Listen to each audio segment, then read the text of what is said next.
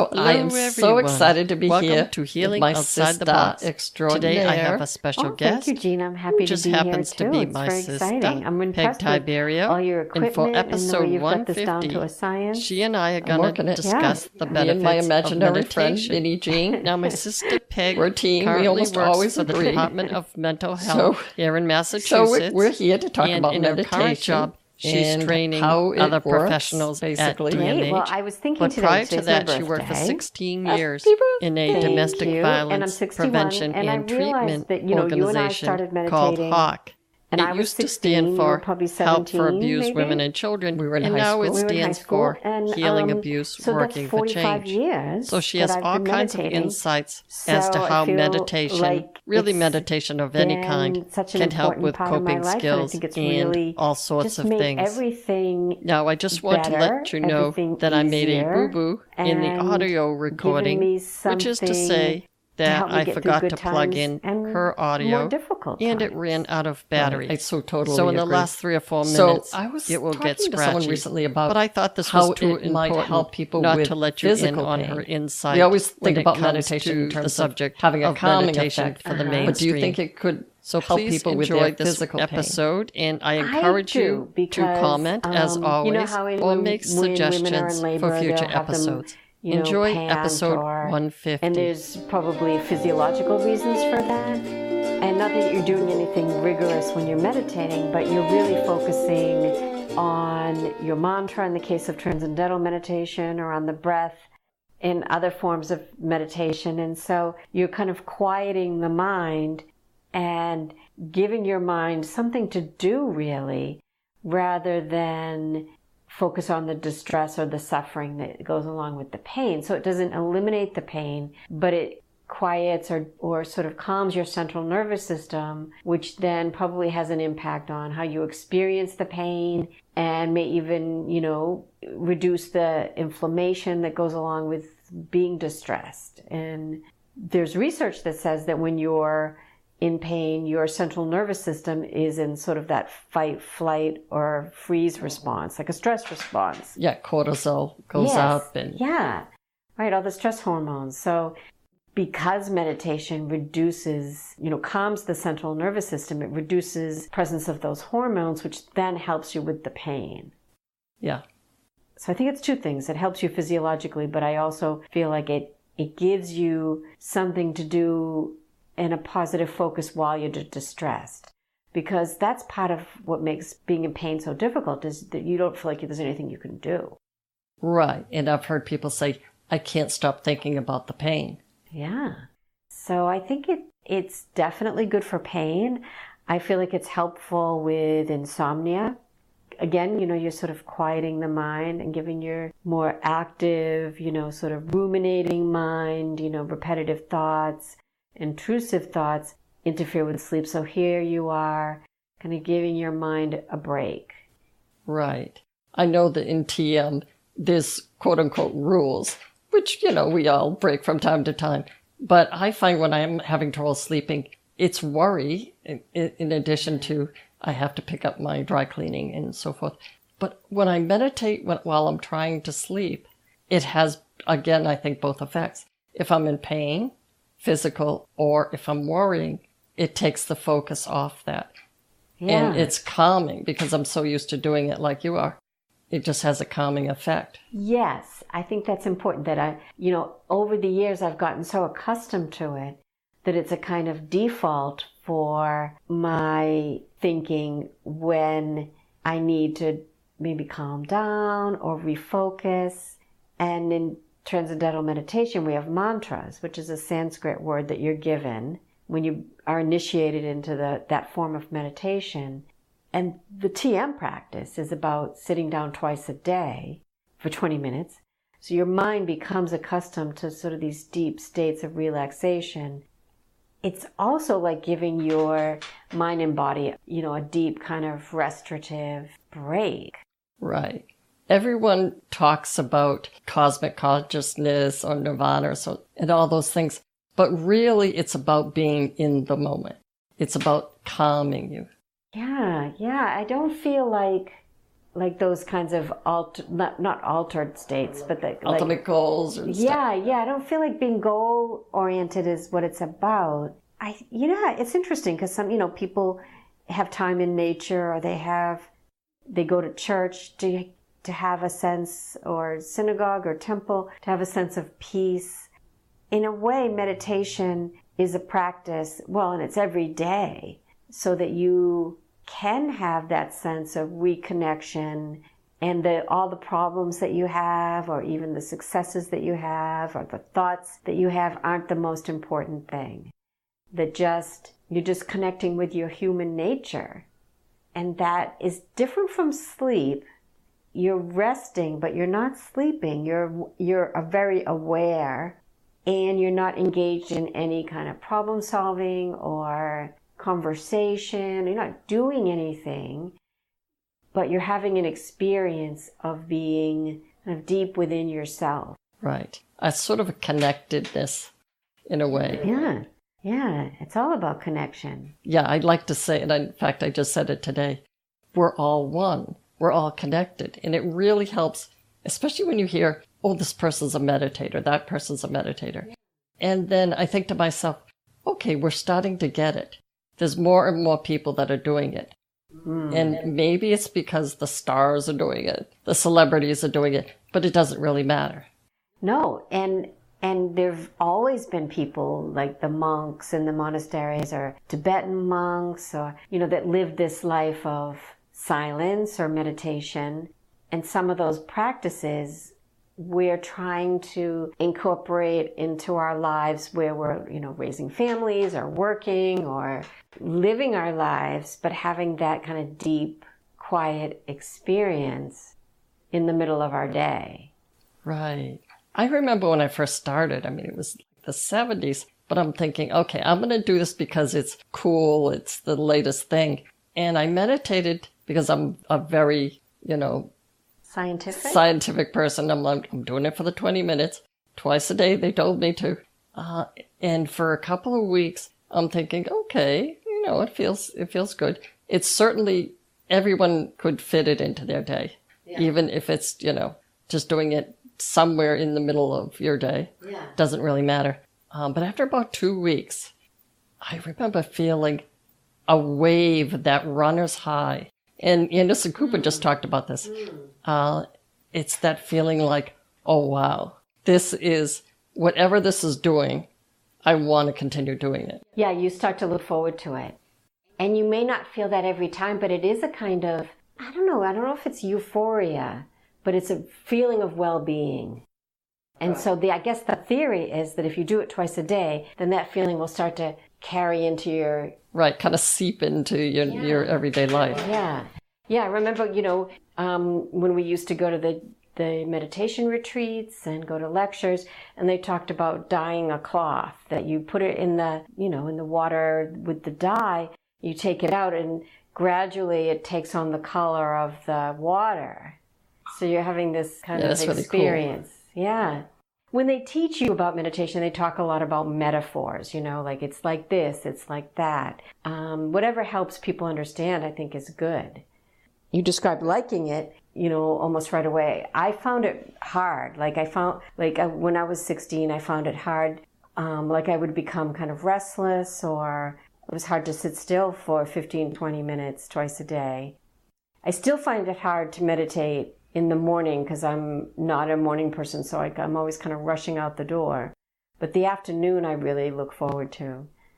But I do remember finding it almost kind of like frustrating or upsetting, but I'm really glad I stuck with it, because it was around the same time that I started to have symptoms of depression and all the kind of irritability and problems with feelings of guilt, or problems around feeling not worthy or worrying too much. And I think the meditation has really helped, even when the depression, years later became more severe. I feel like the meditation was really, I think, the reason that, or one of the reasons that it didn't become so severe that it really interfered with my life. Right. So do you think there was some biochemical thing going on in your brain that we didn't understand back then?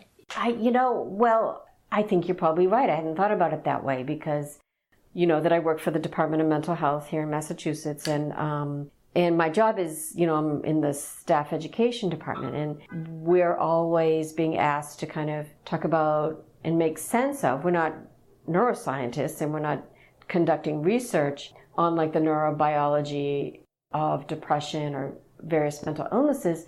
However, it's sort of our job to understand the research and communicate it in a way that makes sense for people. And yes, now with magnetic brain imaging, they can find or locate the places in the brain that are either underactivated for persons with depression or maybe highly activated, as opposed to someone that doesn't have a mood disorder. So I was thinking maybe it helps bipolar. Oh yeah, I think it would. And I feel like it could be part of a more multi-faceted approach. I think would also help me. I really love to swim and I love to walk, so that helped me. I love to read. I also feel like, medication has been helpful to me with respect to the depression. So I think somebody with, a serious mental illness like bipolar disorder shouldn't rule out medication depending on how they respond to the medication. We're not saying go off your meds. No. We're not saying that.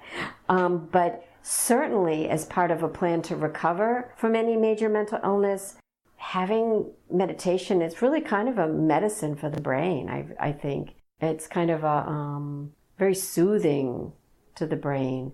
I think into the mood, into your thoughts, into your moods. I think people should, check with their doctor too, though, that you want to learn meditation in a way that isn't going to open up some challenges. I think the reason I'm saying this is that sometimes someone sitting still for 20 minutes might be very hard to do if you're having really difficult symptoms. So there might be a different approach. Yoga is a form of meditation, really. And you're engaging the body. So, if that's an option for people, that could be a way of kind of quieting the mind as well.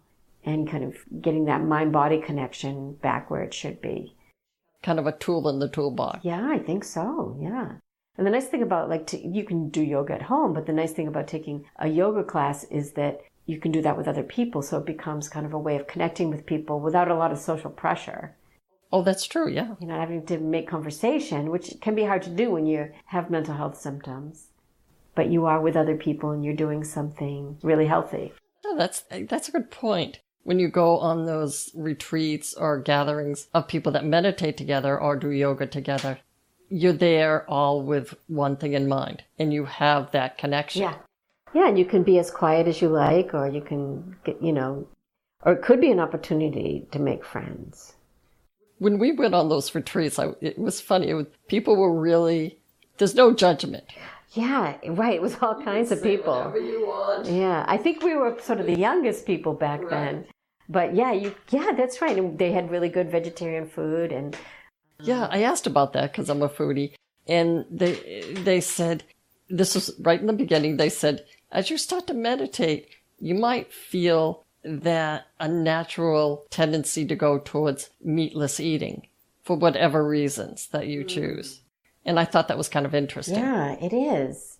Yeah, I guess the idea is that, if we're more connected and we are more aware, then we maybe do become more sensitive to, okay, what's the meaning of this for me? Or at least maybe thinking, I'm going to make some conscious choices about what's right for me.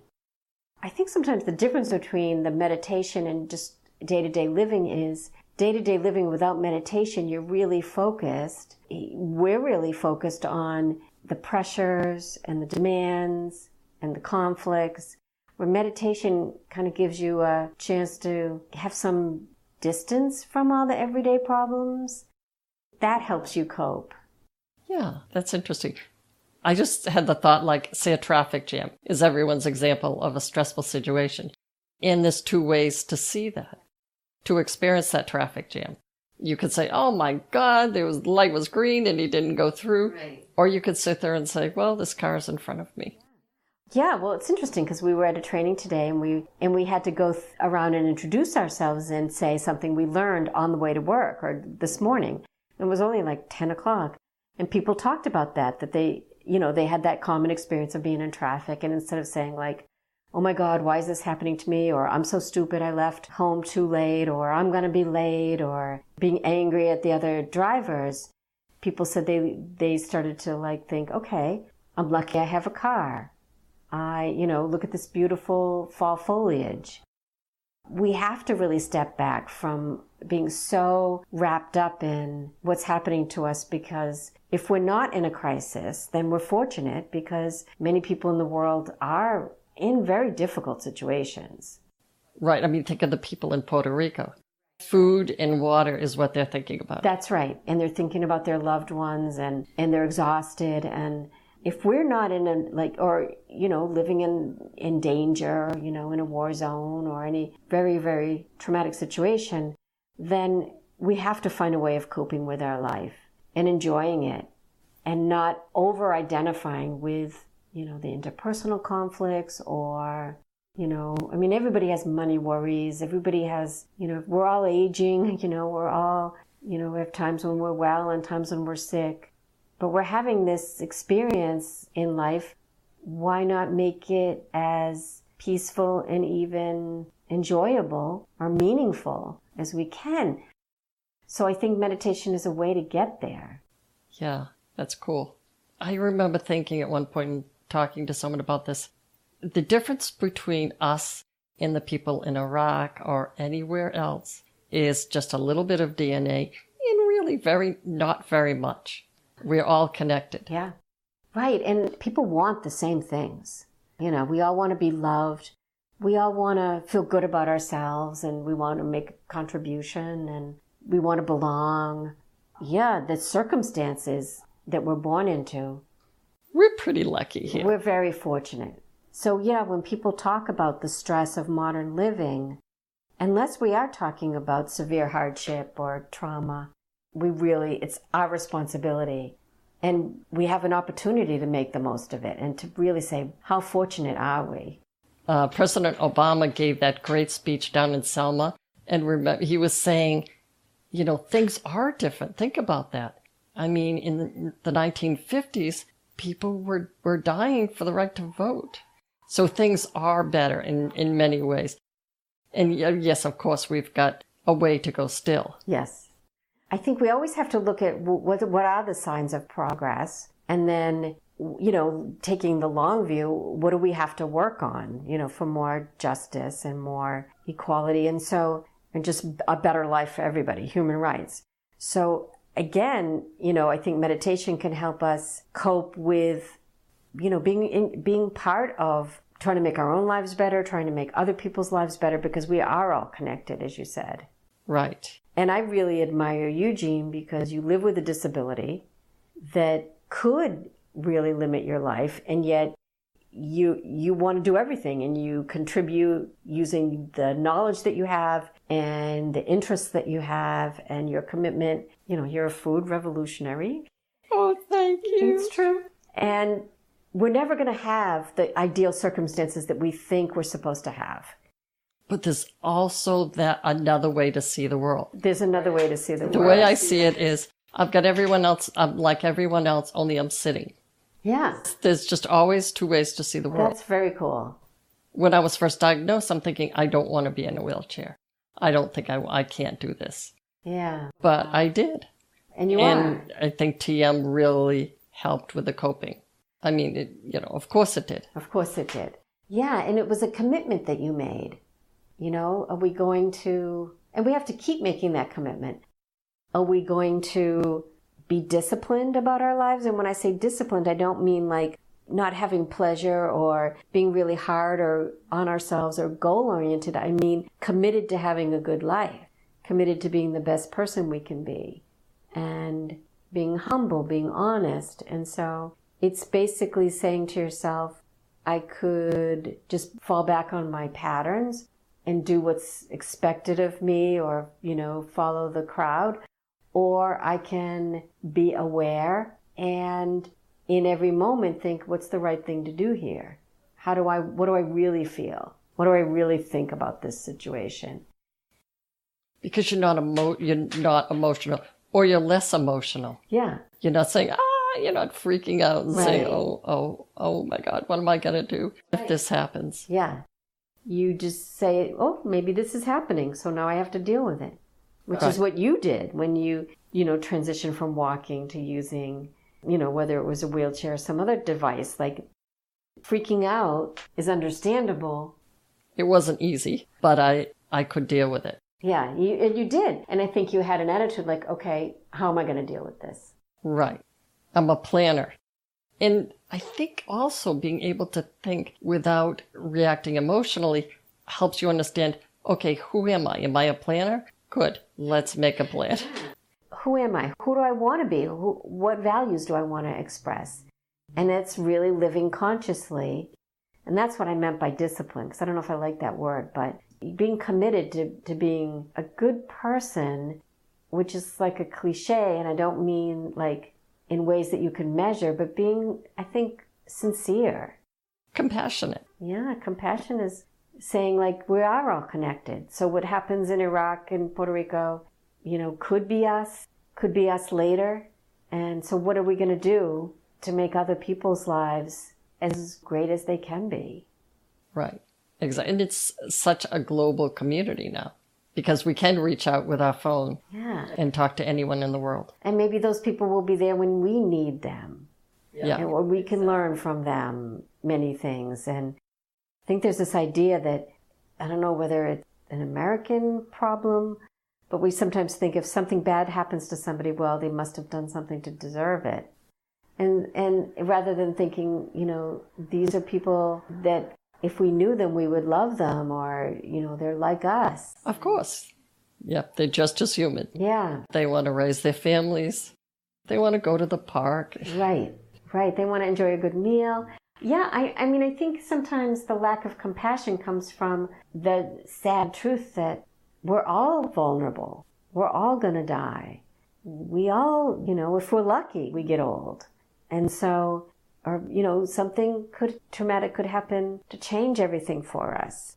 So as a defense, we think, well, if something bad happened to somebody, well, maybe they made a bad choice or... Yeah. So that won't happen to me. Right. Some people react to the thought of meditation with, oh boy, that sounds hard, and I'm not going to do it right. I tried and, I started thinking about something else and, I failed.